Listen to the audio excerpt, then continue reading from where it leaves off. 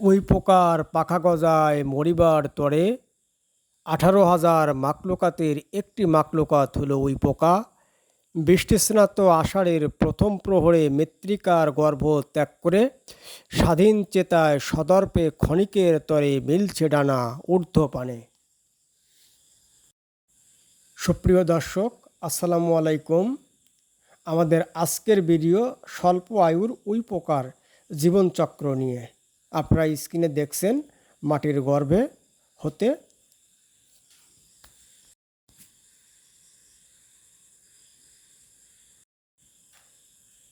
সাধারণত প্রতি বছর আষাঢ়ের প্রথম প্রহরে ভারী বৃষ্টির সময় আমরা এটা লক্ষ্য করি।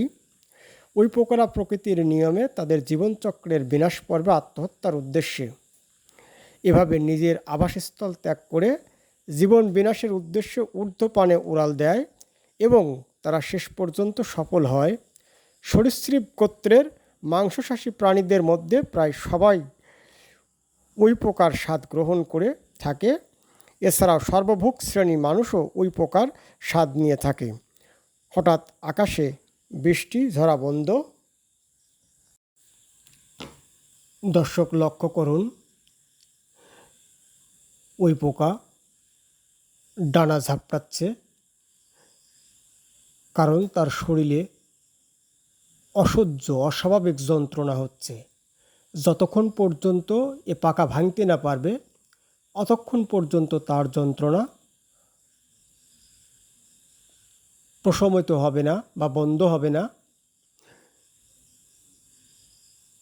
যতক্ষণ পর্যন্ত ডানা না ভাঙবে ততক্ষণ পর্যন্ত ডানা ঝাপটাতেই থাকবে।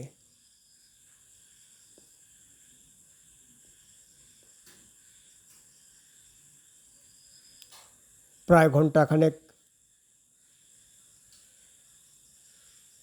লেগে যাবে ডানা ভাঙতে। এভাবে ঝাপটাতে ঝাপটাতে ডানা একসময় ভেঙে যাবে।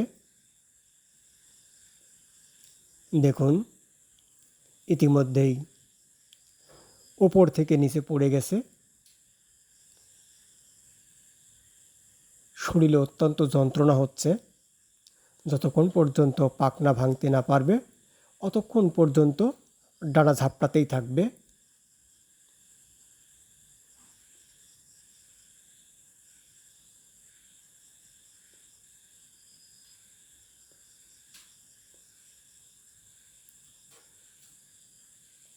মৃত্যুর আগে ডানা ভেঙে ফেলা, এটা তাদের রেওয়াজ। দেখুন, একেবারে দুর্বল হয়ে পড়েছে।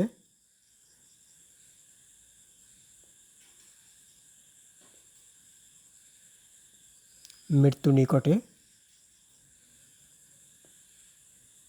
মাটির গর্ভ থেকে বের হবার পর সাধারণত 90 মিনিট পর্যন্ত তাদের আয়ুকাল থাকে। হয় তারা সর্বভোগের খাদ্যতে পরিণত হয়, না হয় স্বাভাবিক মৃত্যু ঘটে। দেখুন, এখন মৃত্যুর যন্ত্রণা গ্রহণ করছে।